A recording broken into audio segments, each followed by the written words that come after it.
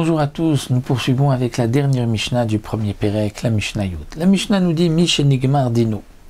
Quelqu'un, Shenigmar Dino, on l'a condamné à mort parce que deux témoins sont venus dire que, on va dire, Réhouven a tué Shimon. Donc Réhouven est condamné à mort. Ou Barach, il s'est enfui du Beddin. Il a réussi à s'enfuir avant qu'on le tue. Ou Balifne Oto Beddin. Et il vient, il se présente encore une fois devant le Beddin et il demande: je voudrais que l'on reprenne mon jugement. Encore une fois, peut-être que cette fois-ci, vous allez m'acquitter. Eh bien, la Mishnah nous dit, En sotri medino. Non, on ne va pas détruire, recommencer le din. Ce qui a été donc tranché sera appliqué. Sauf si bien sûr cet homme-là vient dire, j'ai un argument nouveau que je n'avais pas présenté jusque-là. J'ai une raison que peut-être grâce à cela vous allez m'acquitter. Dans ce cas-là, on reprend le din. Kol makom she'amdu shnaim veyomru, la Mishnah continue. Dans tout endroit, tout beddin, où deux personnes se présenteront et diront, Meidi manubi shloni, on témoigne qu'un tel, shenigmar din beddin shel ploni, dont le gemardin, la sentence, a été prononcé dans le Beddin de un tel, et en parlant du Av Beddin, de celui qui est à la tête du Beddin. Ou Ploni et Dav, et les témoins étaient un tel et un tel. Et il a été condamné à mort à Rezeyare. Eh bien, le Beddin qui reçoit ce témoignage pourra condamner à mort, tuer le Réhouven en question. Donc Réhouven a été condamné dans un Beddin, il se rend dans un autre Beddin, et deux autres témoins vont dire, on témoigne qu'un tel a déjà été condamné ailleurs, et bien ce Beddin va prendre cet homme-là et va le tuer. Alors c'est vrai que, le Gemara pose une question, c'est rapporté ici dans le Tosfot Yom Tov, c'est qu'il y a une sorte de contradiction entre le début de la Mishnah et ce passage.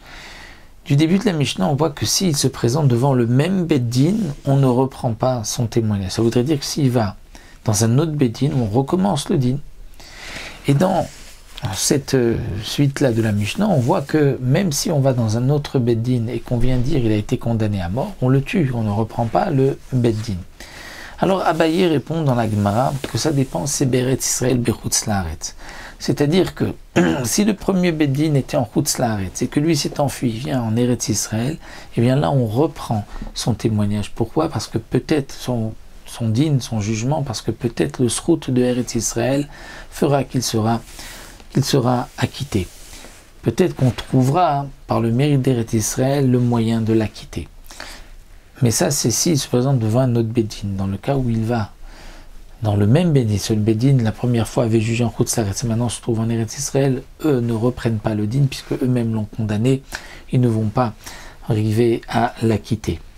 Mais s'il se présente dans un autre Beddin en Eretz Israël, on reprendra le jugement qui a été, la sentence qui a été prononcée dans un Beddin en Chutz Laaretz. Mais si les deux Beddin sont en Chutz Laaretz ou les deux en Eretz Israël, donc là on ne reprend pas et on le tuera en fonction de ce qui a été tranché dans le premier Beddin. La Mishnah continue, Sanhedrin noeged baaretz ubechutz laaretz, le Sanhedrin, donc de Dayanim qui ont reçu la smicha par d'autres Dayanim, donc la smicha depuis Moshe Rabbeinu, qui a été transmise d'un Dayan à un autre pour pouvoir donc juger et condamner à mort, cette smicha que nous n'avons plus aujourd'hui. Donc cette smicha qui a été donnée, si les Dayanim l'ont reçue, ils pourront juger, faire un Sanhedrin en Eretz Israël ou en Chutz Laaretz, à condition que ce soit donc ou bien par les din donc qui sont smuchim, lorsque le Beddin se trouvait encore dans le Beth Amikdash, dans l'Ishkat Hagazit. Lorsque le Beddin n'était plus dans la Lishkat Hagazit, on ne pouvait pas donc condamner à mort. Sanhedrin haoreg et echad bishavua nekret chavlanit, du Mishnah donc connu cette phrase qu'un Sanhedrin qui tue une fois par 7 ans est appelé chavlanit.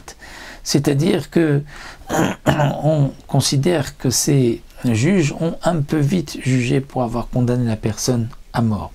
Bien sûr, dit le Rambam, c'est lorsque le Beddin n'a pas pu donc l'acquitter. Bon, ils l'ont condamné, on considère que son Rav, ils auraient peut-être pu l'acquitter s'ils avaient été plus pesés dans le din. Mais bien sûr que ce Beddin-là doit condamner à mort, si c'est ce qu'ils ont vu. D'ailleurs, dit le Rambam, ils pourront même condamner à mort 1000 personnes s'il le faut, puisque c'est ce que la Torah nous ordonne. Rabbi Eliezer ben Azariah a dit, même si c'est Achat Lishvim Shana, une fois par 70 ans. Donc ne pas penser que le Beddin ne doit pas condamner à mort. Bien sûr que le Beddin doit condamner à mort, seulement le Beddin doit être prudent, faire bien attention d'essayer de voir si vraiment il est condamné ou s'il y a lieu de l'acquitter. Mais si on ne voit pas de possibilité d'acquitter, on tuera, et même s'il faut en tuer plusieurs en 7 ans ou en 70 ans, il faut en tuer même 1000, eh bien on le fera. Rabbi Tarfon et Rabbi Akiva Omrim, Rabbi Tarfon et Rabbi Akiva terminent en disant Eloheinu Sanhedrin lo nera l'adam haolam. Si nous on avait été dans le Sanhedrin, alors personne n'aurait jamais été tué. Pourquoi? Parce qu'on aurait posé de telles questions que les témoins n'auraient pas pu répondre, et donc on aurait trouvé comment acquitter la personne qu'on vient condamner. Rabban Shimon Gamliel dit non, Afen Marbim Shofrei Damim Israël. Cette méthode n'est pas très bonne parce que on va multiplier les assassins. Les assassins vont dire de toute manière, on ne va pas être condamné, on trouvera toujours un argument pour nous acquitter. Donc, au contraire, dit Rabban Shimon Gamliel, il faut chercher à condamner la personne et non pas à dire, tiens, si nous on était dans le Sanhedrin, personne n'aurait été tué. Bien que Rabbi Akiva et Rabbi Tarfon étaient à l'époque du Beth Amikdash, mais 40 ans avant la destruction du Beth Amikdash, déjà, on ne tuait plus les assassins, comme c'est rapporté dans la Gemara. Quelles étaient les questions que Rabbi Akiva et Rabbi Tarfon auraient posées? Ils auraient posé la question, est-ce que vous savez si celui qui a été tué était peut-être très fort, peut-être qu'il avait un trou, au poumon, au cerveau, même à l'endroit où le couteau, s'il a été assassiné par un couteau, peut-être que juste là, il y avait un trou à cet endroit, qu'il était donc peut-être tréfa, et que celui qui tue un tréfa n'est pas chayav mita. Ou de même, s'il y a eu Gilouï Arayot, il posait des questions, est-ce que vraiment, vous avez vu, vous êtes sûr qu'il y a vraiment eu donc une transgression? Et donc toutes ces questions auraient fait que la personne n'aurait pas été condamnée, puisque les témoins n'auraient pas pu répondre. Et donc Rabban Shimon Gamliel, elle dit non, il ne faut pas poser trop de questions, sinon on va augmenter les assassins. Voilà. Nous nous arrêtons là à la fin du période.